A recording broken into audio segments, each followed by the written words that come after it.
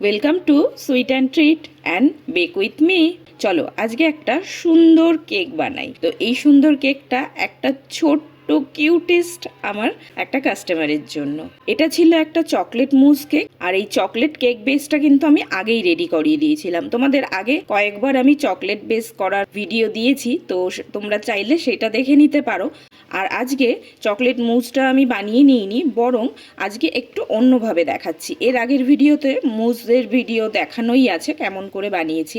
আর cake বেসটাকে আমি কিন্তু 3টে লেয়ারে সমান করে কাট করে নিয়েছিলাম। এরপরে একটা স্লাইস নিয়ে আমি ওটাকে ভালো করে সুগার সিরাপ দিয়ে সোক করে নিয়েছি।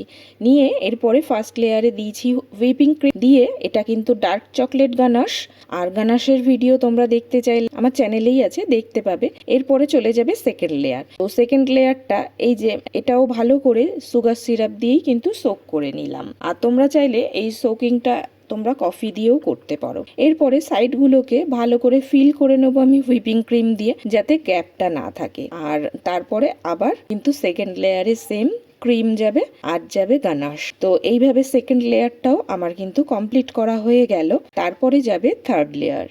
আচ্ছা, এখানে একটা কথা বলে রাখি, তোমরা যে ওই সেকেন্ড লেয়ারে একটা ক্র্যাক দেখতে পাচ্ছ ছোট্ট, এটা সাধারণত হয় স্পাঞ্জটা প্রেমিক্স দিয়ে, বা ডিমের স্পাঞ্জ থাকে না, এটা ভেজ স্পাঞ্জ থাকে, দেখেছো আমার প্রত্যেকটা ভিডিওতে। তো এগুলোতে একটু ক্র্যাক থাকে, কোনো ব্যাপার নেই। এটা যেই আমি লেয়ারিংটা করে ফ্রিজ করব, তখন কিন্তু ওই ক্র্যাকটা আর পাওয়া যাবে না। তো দেখলেই এইভাবে পুরো সেকেন্ড লেয়ার কমপ্লিট করে থার্ড লেয়ারেও সেম সোক করব।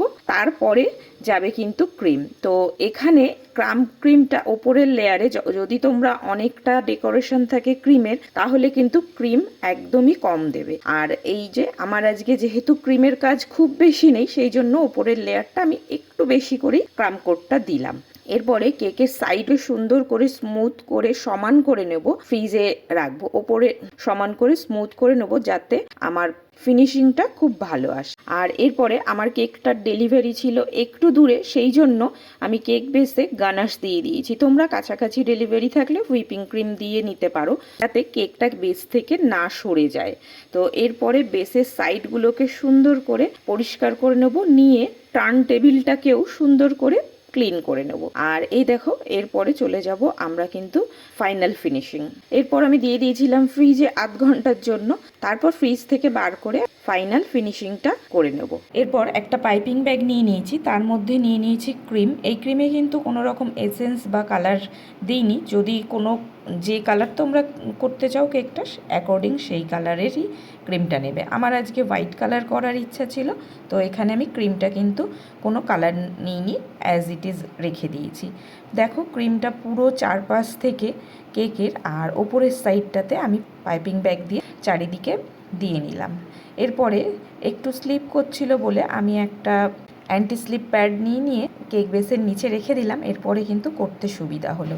আর এই ফিনিশিংটা আরেকটা কথা বলে রাখি, যতটা তোমরা প্র্যাকটিস করবে ততটাই কিন্তু হাতের কাজ সুন্দর হবে। আসলে এটা প্র্যাকটিসের ওপরে নির্ভর করছে।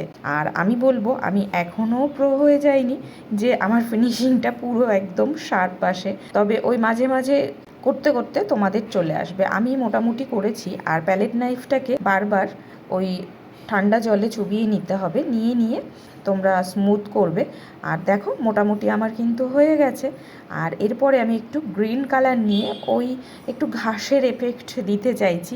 ছোট বাচ্চাদের কেক তো, যাতে ওদের দেখতে ভালো লাগে, সেই হিসাবেই আমি আজকের কেকটা বানাচ্ছি। আর কিছু আমি চকলেট নিয়ে নিয়েছি। এখানে টেডি বিয়ার চকলেটগুলো বানিয়ে নিয়েছিলাম। চকলেটটা কিন্তু হোমমেড, তো আমি টেডি বিয়ারের শেপের বানিয়ে নিয়েছি কটা চকলেট। আর এগুলোকে সুন্দর করে সাজিয়ে সাজিয়ে দেব, দিয়ে আজকের কেকটা ফিনিশ করব। তো কেমন লাগলো আজকের কেকটা অবশ্যই কিন্তু আমাকে কমেন্টে জানিও। আর ভালো লাগলে অবশ্যই আমার ভিডিওতে লাইক করে দিয়ে যাবে, আর কমেন্ট করে জানিয়ে দিয়ে যাবে কি কোথার থেকে তোমরা ভিডিওটা দেখছো। আর যারা নতুন আমার চ্যানেলে, তারা আমার চ্যানেলটাকে সাবস্ক্রাইব করে আমার পাশে থাকবে। আজকের জন্য তাহলে এই কিউট কেকটার সঙ্গে টাটা, ভালো থাকবে সবাই। নেক্সট কিন্তু আরও সুন্দর সুন্দর কেক আর রান্না নিয়ে হাজির হয়ে যাব তোমাদের সামনে।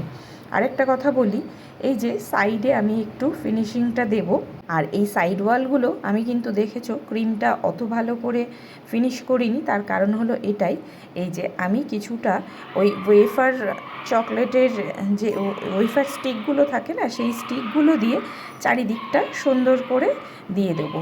তো তোমাদের ডেলিভারি কিন্তু অনেক পরে বা পরের দিন থাকলে তোমরা এটা একদম ডেলিভারির আগের মুহূর্তে করবে, কারণ এই স্টিকগুলো না একটু সগি হয়ে যায় যেহেতু ওয়েফার, সেই জন্য।